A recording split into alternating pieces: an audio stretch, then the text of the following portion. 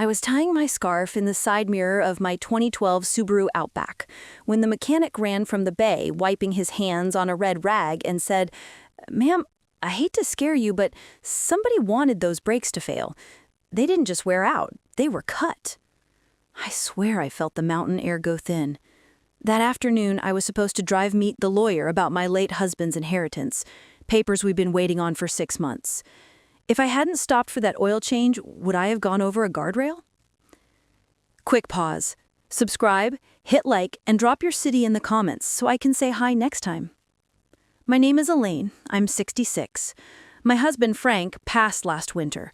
47 years of marriage, and he left me a tidy file cabinet, a will, a revocable living trust, and, in neat engineer's handwriting, post-it notes like, "Call Pauline Nguyen, attorney, when probate closes." Today, at 1 o'clock, I was scheduled to pick up the papers that would secure the house we bought in 1998 and the IRA I now depend on. Instead, I was standing in a grimy garage at 9:08 a.m., listening to a stranger tell me there was a cut in my brake line. The mechanic bent with a flashlight and showed me the place where the rubber line looked cleanly sliced. Brake fluid wept in a slow, accusing tear. "A box cutter could do that," he said softly. "You got any disputes going on?" I laughed. The HOA president had been on me lately about the color of my mailbox. A realtor slid glossy postcards under my mat every week with, "Are you ready to sell?" in cheerful fonts. Frank's younger brother, Stan, hadn't called to offer condolences when Frank died, but he did call in March to ask, in the flattest voice, if the will left him anything for the tools in Dad's shed. And someone had opened a new credit card in my name this spring, which took me 6 weeks and 4 calls to the bank's fraud unit to unwind. I told Gus I'd call a tow and to please take pictures. He nodded and lifted his phone, clicking close-ups with a dirty fingernail beside the cut for scale. "I'll write it up," he said, "and if you need me to talk to anybody official, I will." When I got back home, I parked the car, stepped inside my quiet house, and hit play on my voicemail. I keep them printed too, dates on a yellow legal pad by the kitchen phone. There were 3 messages from yesterday evening, all between 5:52 and 6:03 p.m. The first was a telemarketer. The second was my choir director reminding me that alto sectionals moved to Thursday. The third made me sit down. A man's voice, muffled, asking to confirm my 1 o'clock appointment with attorney Nguyen, and if I needed the notary on site. The caller ID showed blocked. I had not told anyone about that appointment besides my daughter and my church friend Margot. Margot is my emergency contact for everything that isn't life and day-to-day, the way my daughter is. Margot is 70 with a laugh that carries clear across the fellowship hall. When I texted her about the break, she sent back, "I'm coming with the truck. We'll go together." A minute later, a second text popped up. "Bring the binder." The binder is a blue 3-ring where I keep copies of everything: the death certificate, the letters testamentary, and the trust draft, and a list of questions for Pauline that I'd typed at 11:30 p.m. last night when sleep wouldn't come. At the top of the page in bold, "When we record the deed transfer, can anyone contest?" I circled it. I called the law office at 9:27 a.m. "This is Elaine Martin. I'm confirming for 1 o'clock, and I need to tell Miss Nguyen that my car was tampered with." The receptionist paused. "Miss Martin, were you calling us back? Someone phoned last night to ask if we could courier the documents to you instead. We said no. Miss Nguyen set signings in person only." "No," I said, "that wasn't me." The receptionist put me on hold, and for a moment I listened to classical music and watched a squirrel hop across my deck rail. When she came back, her voice had a new edge. "Then I'll let Miss Nguyen know. We'll have the notary and title company rep here as planned." My phone buzzed again, a text from an unknown number with a picture attached. The photo was of my front door. The mat, the brass kickplate, the wreath I made from silk magnolia leaves. The caption, "Pretty house. It would sell fast." No name. I felt my scalp tighten. I did what Frank would have done. I wrote down the time, I saved the image, and I went outside and checked my Ring camera.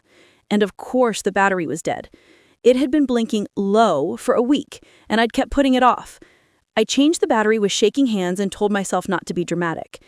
Then I went back inside, pulled my receipt tin from the pantry shelf and added an index card. 9:08 a.m., Gus at Blue Ridge says brake line sliced. I took a picture of that card too. I might be 66, but I know how to keep my own evidence. At 10:02, Margot wheeled into my drive with her red Ford F-150. She wore her choir sweatshirt and that no-nonsense look that has comforted me at a dozen funerals and potlucks. She said, "I brought my peppermints and water, and if anyone wants to mess with us, they can try explaining themselves to my big sister voice." We made it up Town Mountain Road in 20 uneventful minutes. The city unrolled behind us like a painted quilt. Rooftops, river, little dots of autumn color, even though it was only September. Pauline's office is in a modest building near the parkway. Inside, the waiting room smelled faintly of lemon. A notary sat with a neat ledger open, and a woman with a title company badge, Harper, sorted manila folders with colored tabs. Pauline met us in person, small and precise in a navy blazer. She squeezed my shoulder. "I'm glad you came," she said, "and I'm sorry about your breaks. We'll talk about that. But first, we'll sign what needs signing, okay?" We sat at the conference table. Pauline slid a stack toward me. It felt like a ceremony, like lighting the Advent candle. There was a deed confirming that the house would stay in the trust with me as trustee for life, then to my daughter after I'm gone. There were beneficiary forms for the IRA that had been in probate purgatory. There was a letter to the bank requesting that any HELOC solicitations be blocked without my in-person consent. "We've had a rash of those," Harper said, almost apologetic. "We put a note on your profile after your call in April." "April?" I asked. Pauline frowned. "Don't worry, we'll go step by step."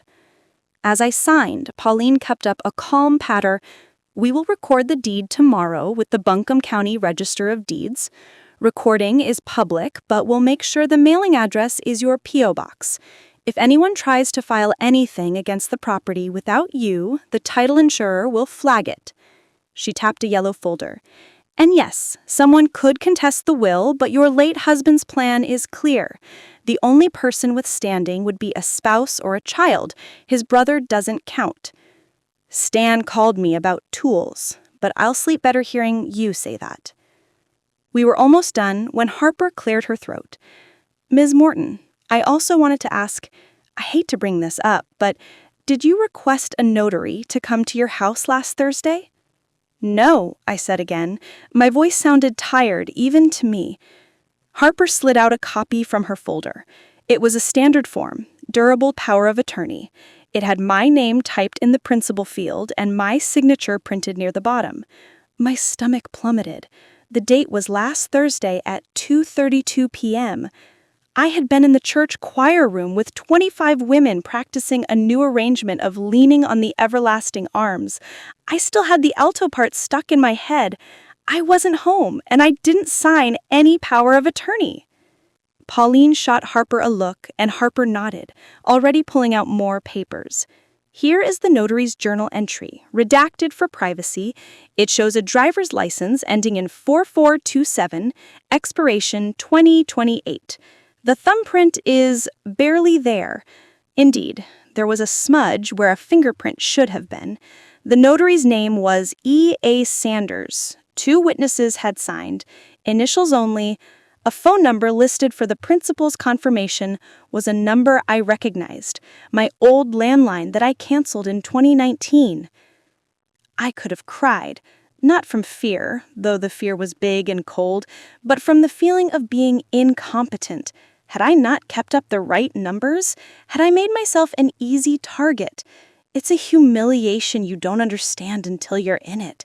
Being older doesn't make you stupid, but it does mean systems move around you and expect you to keep up. Margot reached under the table and squeezed my knee once. "We will handle this," she said in that big sister voice, and I straightened my shoulders.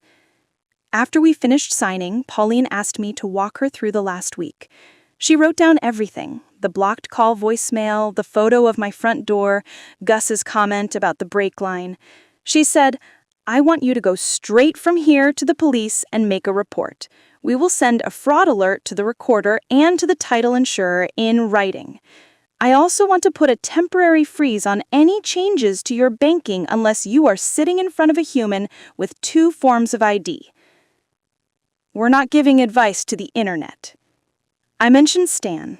I mentioned the HOA president, Mr. Hanks, who'd warned me he'd start fining me if I didn't repaint the mailbox by October. I mentioned a cheerful realtor named Carla who had stuck her card in my door like confetti every week. I didn't mention my daughter because why would I? I raised Leela since she was 10 years old, and even when we butted heads about a boyfriend, about the music rattling my cupboard doors, her heart always came back soft. She had texted me the night before, "You got this, Mom. Call me after." I could still see the confetti heart emojis on my screen. Pauline listened and then called the notary listed on the suspect power of attorney. She put it on speaker with a half smile that did not reach her eyes. A woman answered. Pauline said, evenly, "This is Attorney Wynn. I'm calling about your journal entry for an Elaine Morton, 2:32 p.m. last Thursday." There was a pause while paper rustled. "Yes?" The notary sounded young. "Where did you meet my client?" Pauline asked. "At her residence," came the reply. "Front room. There were 2 witnesses already present. Both neighbors," they said. "She had her driver's license and a copy of a utility bill." "What did she look like?" Pauline asked.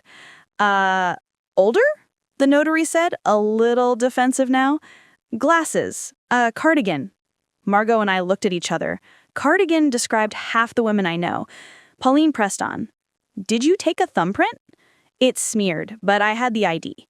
"Did you make a copy of the ID?" "My printer was out of ink," the notary said, and I winced. "Thank you," Pauline said, and ended the call with a polite goodbye that did finally show her teeth. "We'll be reporting that," she said to Harper and me. "That's not an acceptable procedure." Margot drove me straight from the law office to the Asheville Police Department. I wore my choir sweatshirt like armor. The officer at the desk listened while I explained that someone had tried to file a power of attorney for me and that my brakes had been cut. 2 separate cases, he said, but possibly related. He took down Gus's information, the photo of my front door, the blocked call voicemail, and Pauline's name. He gave me a case number and the clean-eyed hope I recognize in young people when they're sure systems still work. By the time I got back home, it was late afternoon, and the shadows from the oak out front had moved across my living room rug the way they always do. For a minute, I wanted to make a cup of tea and pretend the world was still normal. I went to the pantry and pulled out the old cookie tin. The last thing I put in there was Frank's hospital bracelet the night he died. I'm not sentimental the way some are, but I allow myself a ritual now and then. I dropped the officer's card in and listened to it clink. I had planned to make chicken and green beans for dinner, but my appetite had other ideas. I fried an egg instead, in the cast iron, with a slice of toast from the loaf I bake every Sunday after church. I ate standing at the counter, staring at the blue and white calendar where I'd written, "Mailbox, paint," on October 1 with a smiley face, because some battles you pick and some you don't. At 6:12 p.m., my phone buzzed. It was a text from the cheerful realtor, Carla. "I'm in the neighborhood. Mind if I pop by and give you a free comps report?" I took a breath and typed back, "No thank you," then put my phone on silent. At 6:30 p.m., my neighbor across the street, Beverly, texted, "My Arlo picked up somebody walking down to your driveway last night at 4:13 a.m. Hoodie. Want me to send the clip?" I wrote, "Yes, please," and watched the grainy 10-second video on repeat. A figure in a hoodie moved with the specific stealth of someone pretending they didn't want to be seen. You know how a cat looks when it's sure you're watching and pretends it isn't? It was like that. The figure crossed the upper corner of Beverly's lawn and vanished at the edge of my hedge. I looked at the clock. 4:13 a.m., then a blocked call voicemail at 5:52 p.m., then a cut break line discovered at 9:08 a.m. I took out a pen and drew a timeline in my spiral notebook. I wrote names in the margins. I did not write Lila's. I did, however, write who had my old landline number beside the fake notary entry and underlined it twice. When we updated numbers after Frank died, I sent a card to everyone with my cell. I had kept the landline in a shoebox with old cords and wrote "disconnected" on it in black marker. the way you do when you need to ritualize the closing of a door. Anyone who had the old number had known us before. The next morning, Des called. "Miss Morton, we found something else." My stomach sank. The clip on your driver's side brake line, sorry, I don't have the right word for it, was missing. We found it under the car mat on the passenger side. That's odd. I'll send you a picture. I sat down at my desk where Frank used to sit and pay the utilities with a yellow pencil. I opened my laptop and dug through my email for the fraud unit contacts from the credit card mess in April. The man I spoke to back then was named Ray L. He had a slow way of talking that made me trust him. I wrote, "Hello, we had attempted POA, filing, also brake line tampered. I am your client in Buncombe County. Please place additional alert. See attachments." I attached the timestamp photos, the notary log, the Arlo clip, and the officer's card. I hit send. Then I dialed Margot to tell her I was going to the county recorder just to make sure no one could sneak anything through the cracks. If you've never been to the Register of Deeds office, it smells like paper and toner, old and new at once. I stood at the counter with my driver's license and my polite voice. "I'm here to check if any documents were recorded against my property in the last week." The clerk typed my name, then our parcel number. She said, "Just the deed from your attorney today." She turned her monitor slightly so I could see, and there it was, fresh ink in the world, the title the way it should be. "Could someone record something electronically without me knowing?" I asked. "We get attempts," she said. "We have people. We don't accept suspicious things." As I left, my phone buzzed again. A new email. RE, alert placed. From Ray. He had CC'd a woman in Bank Security, Regional. He wrote, "Ms. Morton, we have flagged your profile. If any POA, HELOC, or beneficiary change is requested, it will trigger in-person verification only. We recommend filing a police report, which you have, and placing a freeze with the credit bureaus." At the bottom, he wrote, almost like an afterthought, "There was a call from a female voice yesterday asking what documentation is needed to get information on your IRA. We declined. Just keep your guard up." A female voice. My mind went first to the realtor, then to a smooth-voiced woman who answered at the HOA when I called about mailbox paint. It did not go to Lila, and I'm not telling you that to convince you I'm a good mother. I'm telling you because we see the people we love through a filter that is built out of thousands of ordinary kindnesses. The filter is not always accurate, but it is earned. By the time Friday rolled into Saturday, I had a stack of new papers in my binder. My police report, a confirmation from the recorder, an email from the title company validating our insurance coverage, and a note from Pauline saying she would be filing complaints with the notary board. I also had a fresh inbox of nosy questions from the HOA about when I plan to repaint my mailbox, as specified in Section 4.7 of the covenants. Life, even while it tilts, does not stop asking you to handle ordinary things. I handled something ordinary.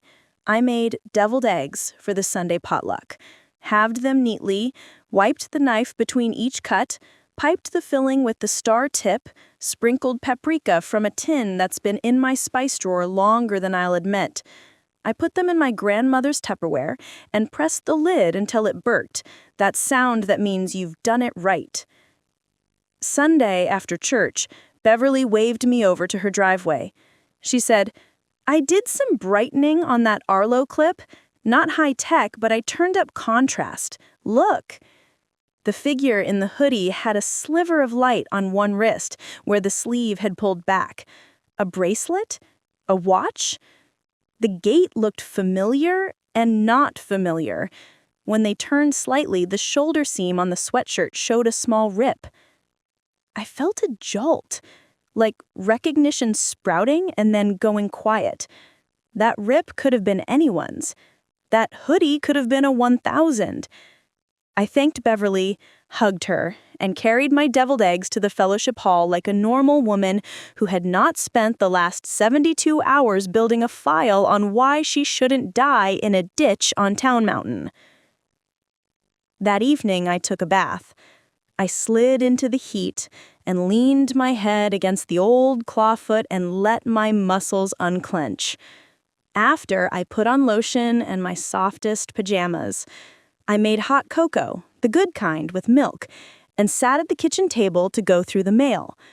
In a stack of circulars and credit offers, there was a plain white envelope with no return address. Inside was a single page, a printed comps report for houses on my street with a handwritten note at the bottom. Your house could fetch $725K as is.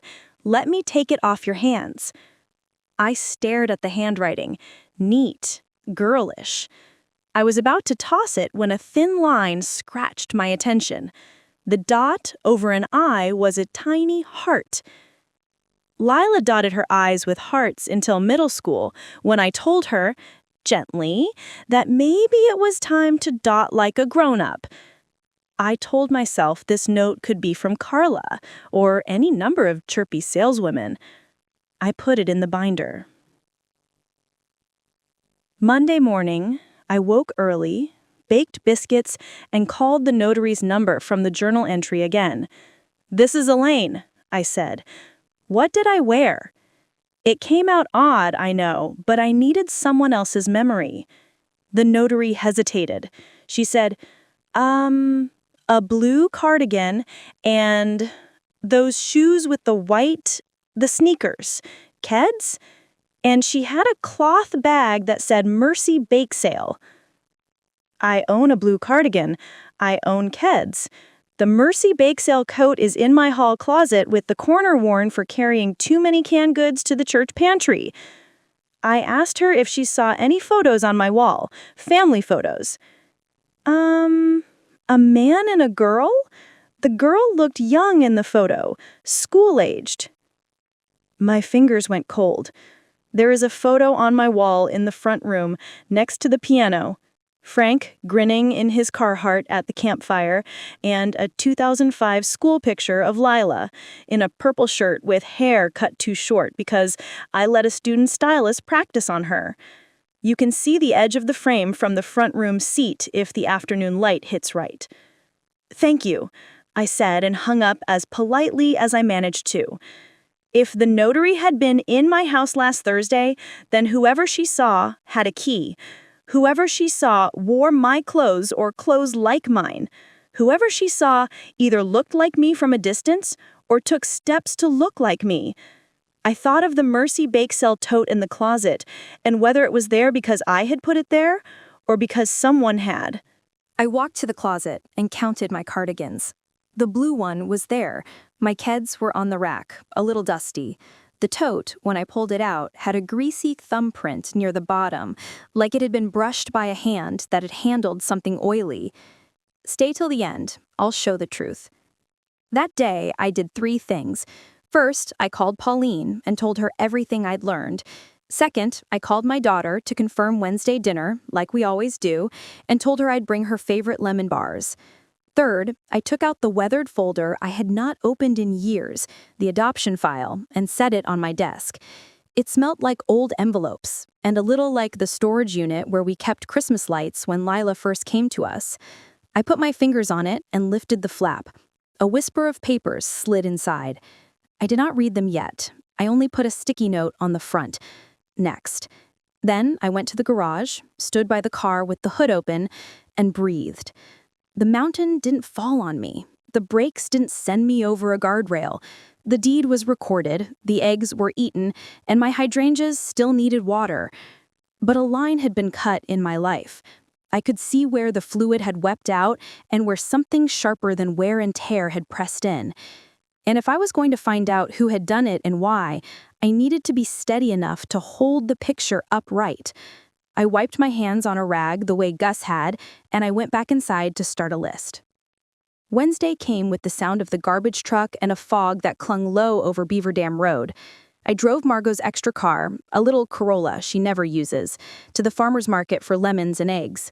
I made lemon bars in the morning, pressing the crust into the pan with my fingertips, the way I taught Lila when she was 11. While the bars cooled, I opened the adoption file.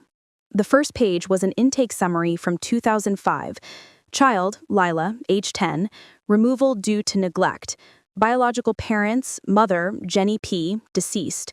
Father, Mark P., incarcerated, theft. I remembered those names in the abstract, like you remember the name of a storm after it has passed.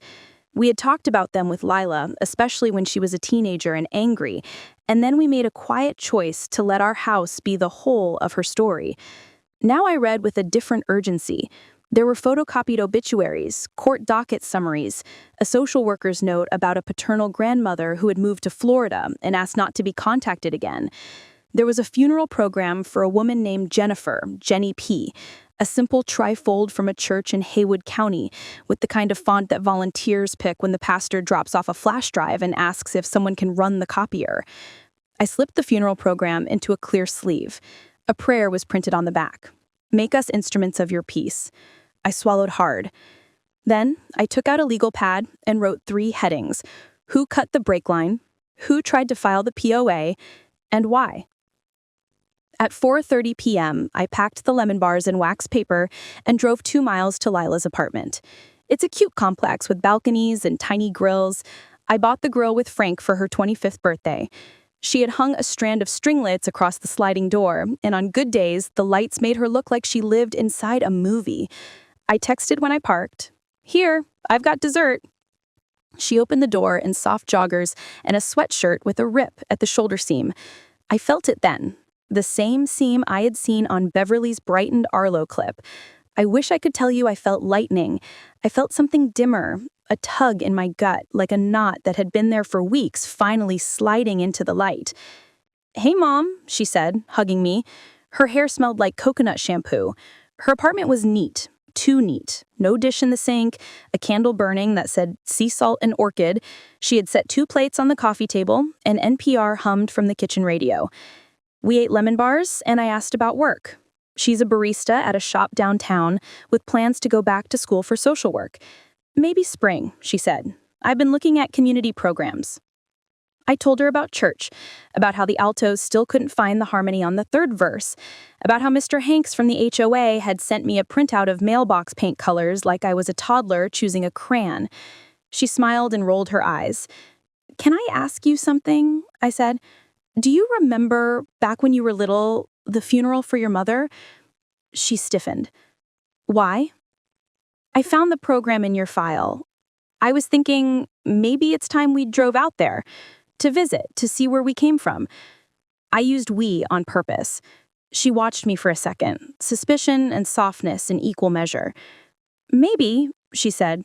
"I don't know. I don't remember much." We watched the lemon bar pan in her tiny kitchen. I dried. She set the dish on a towel and then leaned against the counter. "Mom," she said, "did the lawyer give you everything you needed?" "Yes," I said. "Good," she said. "I was worried. I know it's been a lot." She looked at her feet. "Trevor keeps asking me if you're okay."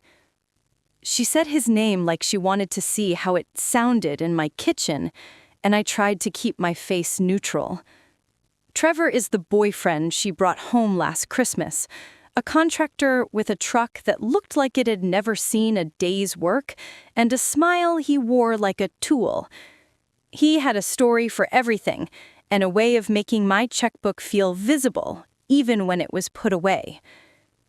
"He called me once," I said. "He asked if I needed help fixing the porch rail. I said I had it handled." I did not say what I thought, that Trevor had a way of touching my shoulder that felt like a claim. She nodded and looked away. I knew then that she was measuring whether to tell me something, and I did not push. Instead, I said, "Could we sit a minute on your balcony?" She shrugged, and we went out and watched a couple walk their dog. I'd planned to save it for later, but I'm not a woman who can sit on a truth once I know it's lodged in the doorframe. "Someone was at my house last Thursday," I said, quietly. "A notary. Someone looked like me, wore a blue cardigan, used my old landline." She went very still, like deer in the yard when they pretend you can't see them. "I'm not accusing," I said, and my voice surprised me with how calm it was. "I'm asking if you know anything. About that or about my brakes, because Gus said they were cut. And if so, you need to tell me now. Not because I want to punish you, though there will be consequences, but because I will protect you from the worst of whatever Trevor has dragged you into, and I can only do that with the truth." She didn't cry. She didn't deny. She did what she used to do at 13 when a teacher had written her up for talking back. She threw up a wall of anger. "You think I would hurt you?" she snapped. "You think I want your stupid house?" "I think," I said, "that someone wants my house, and I think you love me, and I think those two truths might be fighting in you so hard you don't know which one is talking." Her face did something complicated. She stood, walked back into the kitchen, turned the candle off, then turned it back on, the way I've seen her manage her own anxiety. Finally, she said, in a voice that belonged to the little girl in the purple shirt, "He said it wouldn't really hurt you. He said it would just scare you, keep you from driving for a while. Then you'd calm down and let us help." She swallowed. "I didn't know about the brakes. That wasn't me. But her hand shook. "I called the notary. I thought if I could get you to sign something, it would just make things smoother. He told me it was paperwork. He said everybody does it." "Did you cut the brake line?" I asked, because the air needed the question shape. "No," she said, with a fierce little shake. "I swear, I don't even know how." She hunched, small suddenly.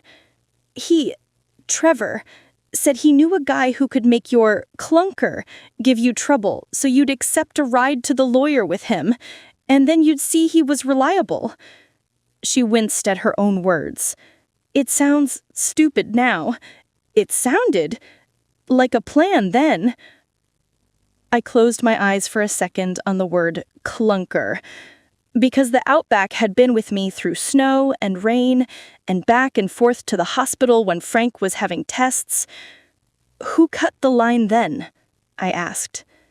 She hesitated. "He said his cousin. I don't know the cousin's name." She took a breath. "I did call the title company. I asked what you'd need for the IRA. I thought if it was in my name, it would be safer. He said that." There it was. My daughter, in the very center of the mess. "Keep watching. There will be justice." I didn't raise my voice. I didn't cry. I said, "I'm going to record what we talk about now. I need you to say if that's okay." She nodded.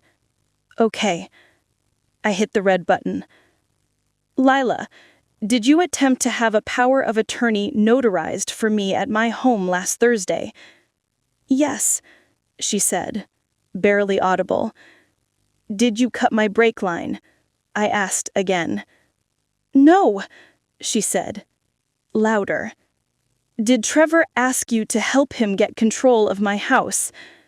She stared at the string lights. "He said investors would pay cash. He said the HOA would give you trouble until you sold anyway. He said we could get out from under everything. He said we could go to Florida." She laughed, a short, ugly sound. "Mom, I don't even like Florida." "Okay," I said, and I stopped the recording. "Here's what happens next. We're going to the police. We're going to tell them what you know. We're going to get a restraining order against Trevor and the cousin you don't know. We're going to call Pauline, and then, this is not negotiable, we're going to take a drive, tomorrow, to Haywood County." She blinked, thrown by the last part. "Why?" "Because I think you need to see the road you're standing on, and where it ends." The next morning, we drove west with coffee and travel mugs and a quiet between us that was not hostile, just heavy. The highway curved past rolling fields and a billboard for hand-dipped ice cream. And then we turned off towards a small church with a white steeple and a cemetery tucked on a hill. The gravel crackled under the tires. The air smelled like wet grass. I had called the church office the day before. A secretary named Ruth had met us with a ring of keys and a kindness I wanted to fold into my pocket. "I brought these," I said to Leela, and handed her the photocopied obituaries, the funeral program, and a page I'd pulled from the county's online records, her father's docket entries, burglary, probation violations, a final line that read, "Deceased," with a date 5 years ago. We walked between the stones until we came to 2 simple markers under a maple tree. Jennifer P., 1973, 2005, beloved daughter. And 20 yards away, Mark P., 1972, 2020. Someone had placed a silk daisy at Jennifer's, faded to almost white. Leela stood with her arms crossed. "Okay," she said. "And?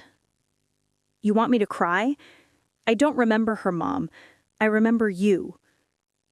She threw the last word like a challenge. I nodded. "I know." I crouched and brushed grass from the stone with my hand. "I'm not here to make you cry. I'm here to tell you what I know about them and what I found. And then you can decide whose path you're borrowing when you let a Trevor talk you into cutting corners." I read the obit out loud, not with performance, but with respect. Jennifer had a bright smile and loved her daughter Leela. She struggled. She wanted more. I told her what the social worker's note said: missed appointments, good intentions, a relapse, a last attempt at a job at the diner, then a complication that everyone in the file understood to be poison she put in herself to keep the noise down. I read the line from the program, "Make us instruments of your peace." I told her about Mark, the petty theft that turned into bigger, the months in county, the move to prison, the way time stacks wrong if you don't have a person to tell you it matters. I didn't say, "This is who you'll be if you keep it up," because shame is a blunt instrument. I said, "Our lives branch. You have always had 2 stories in you. The one that began here, and the one we've been making. Trevor wants to sell you one version that's a shortcut. It's not a shortcut. It's a loop." For a minute, she kept her chin up like a little general. Then her face fell and went slack like the baby she once was. She sat down on the damp grass without worrying about her pants. "He said," she started, and then bit her lip hard. "Tell me," I said. "He said if we could show we were helping you, investors would trust us.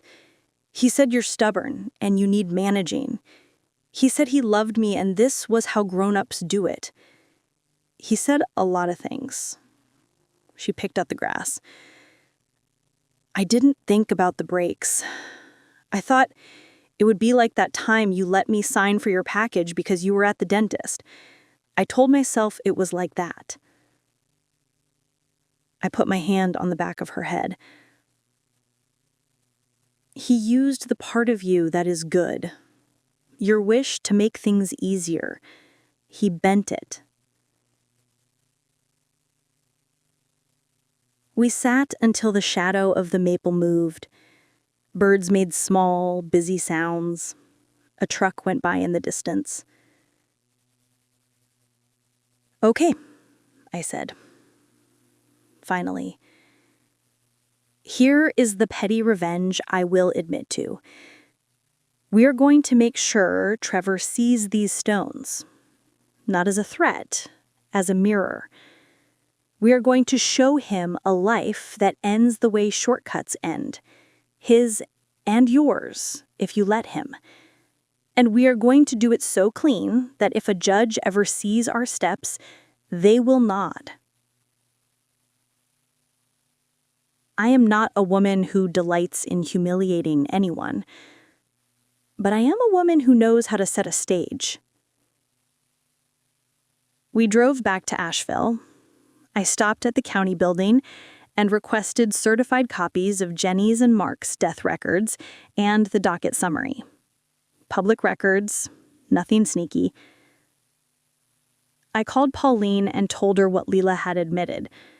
Pauline told me to get Leela to the police before Trevor spooked. We did.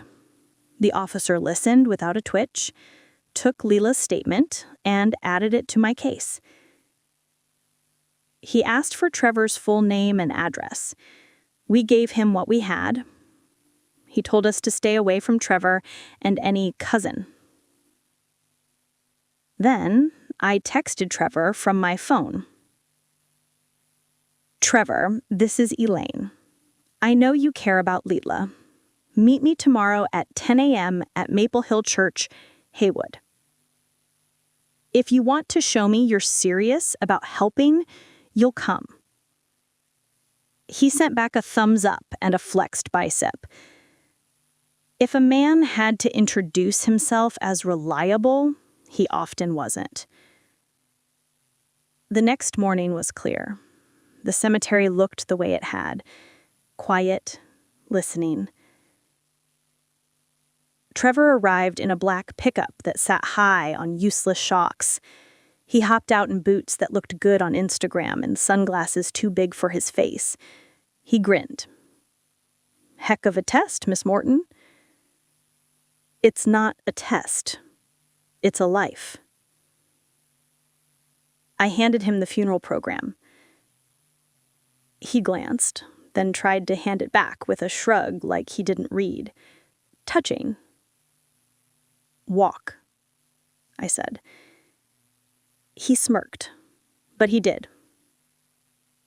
We stopped at Jennifer Stone. This is Leela's mother.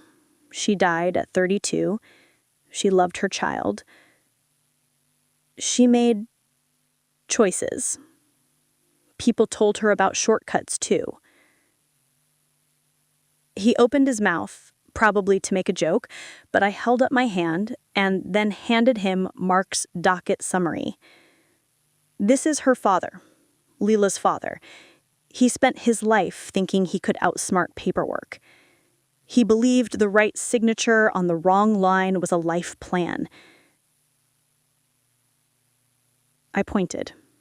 See this line? Deceased. He died in custody 5 years ago. His mother refused contact. His daughter was 10 when he went away. Trevor looked at the page. The sunglasses hid his eyes, but his jaw clenched. The cemetery is good for making people hear their own breath. You brought me here to scare me, he said, attempting a laugh. I brought you here to show you that when you say everybody does it, what you mean is everybody I know takes what isn't theirs until something stops them. My voice was even. The thing that stops you will not be me. It will be the state of North Carolina, or a tree at the bottom of Town Mountain when brakes fail. And I will not allow you to practice on my daughter or me. He scoffed. You can't prove anything. I can prove enough, I said. There is a mechanic who will testify that the brake line was cut. There is a notary ledger with a smudged thumbprint and a description of your girlfriend trying to be me. There is camera footage of someone in a sweatshirt with a torn shoulder moving toward my driveway at 4:13 a.m. I have sworn statements. I have an attorney. I have a bank fraud unit that has already put your name on a list. I took a breath. And I have a recording of Leela's statement with her consent naming you. She will ask for mercy because she is young and you are older, and you groomed her with love language and big plans. I will ask for a restraining order that keeps you 100 yards from me and my property, and I will file it this afternoon. Then I will bring your mother flowers, if you have one, and tell her I am sorry for the shape this took." He pulled off his sunglasses then, and for the first time I saw fear. It made him look less handsome and more like the boy he'd been before he learned to smooth talk. "You wouldn't," he said. "I would," I said. "But I'm offering you a choice. Walk away. Today. Leave her alone. If you contact her again, every file I have goes where it should." He flared. "You can't keep her from me." "She will keep herself from you," I said, and turned. Leela stepped from behind the maple, where she'd been waiting, because I wanted him to hear it from her mouth. She stood, shaking, but not from fear, from the energy you feel when you finally stop making yourself small. "Don't call me," she said. "Don't text me. Don't show up to my work. If you do, the officer who took my statement will arrest you. I told him about the notary, and I told him about your cousin. I told him your full name." He spit a word that would not pass in a churchyard. I didn't flinch. He looked at me, then at the stones, then at Leela. Some calculation in him, some little adding machine, came up wrong. He got in his truck and roared away, sending a little spray of gravel like a toddler's tantrum. We stood in the quiet after, like the air itself had exhaled. Leela cried then, not pretty tears, snorting, hiccuping, ugly crying that leaves you red-eyed and alive. I held her until she stopped. The next part was so boring it made me giddy. We drove to the courthouse. We filed for a restraining order with help from a patient woman at a desk with a stapler big enough to fasten a phone book. We went to the police station where the officer added Trevor's truck description to the report. Pauline filed a complaint with the state notary board for the sloppy ID verification. The bank fraud unit put a note on file to call me by video chat for any changes with a second person on the call. The HOA sent me another letter about my mailbox, and I sent them a photo of a paint can and a date when I would comply. Sometimes the most radical thing you can do is handle the ordinary. Don't click away, he'll get what's coming. A week later, Trevor was arrested, not for the breaks, not yet, but on an old warrant for identity theft in another county that popped up when our officer ran his name. His cousin turned out to be a man he'd met at a bar with a toolbox and no moral compass. That man got shaky when the officer asked smart questions, and he told the truth about the brake line. He liked the attention but did not like the idea of a judge. They charged him with tampering. A prosecutor called me and said, "We'll keep you posted." Pauline said, "We'll be ready." Leela didn't get out unscathed, nor should she have.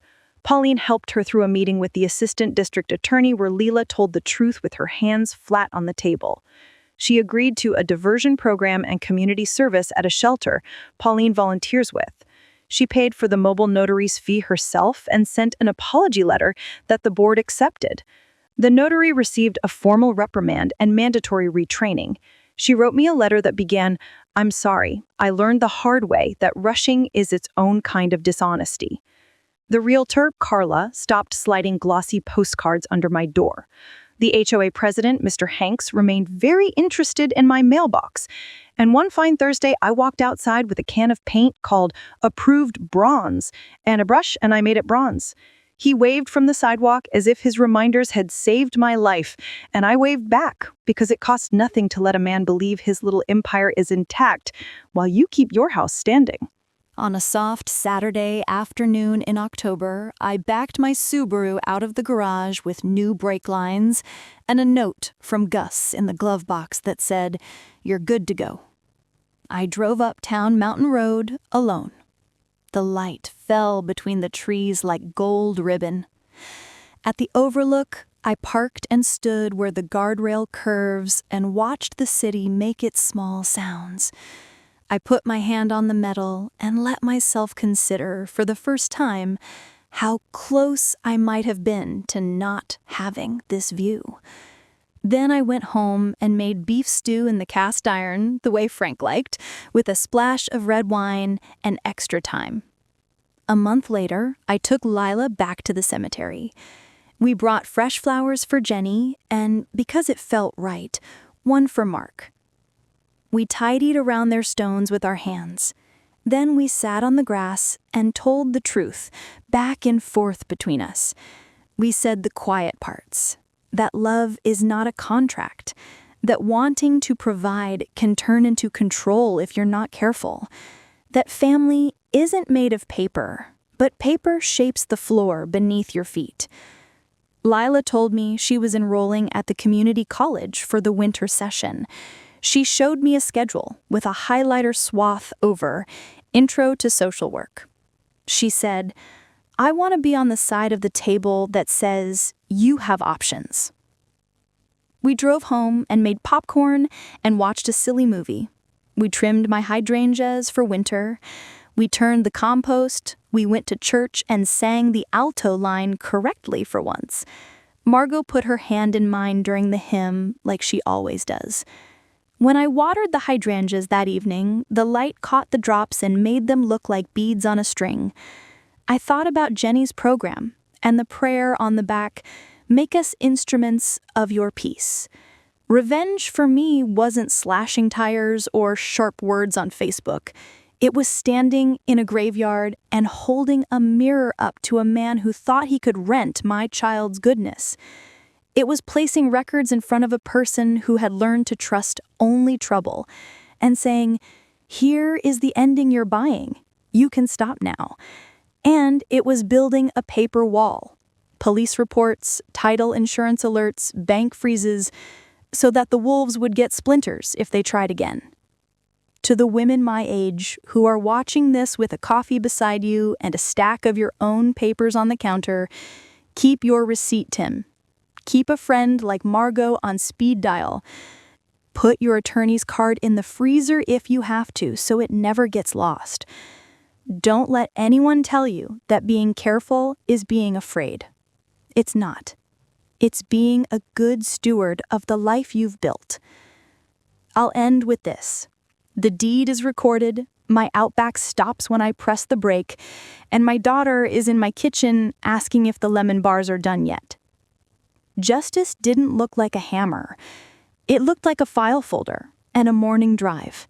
It looked like two stones on a hill that told a story so plain a fool could understand it. This is my personal experience, offered for awareness and entertainment.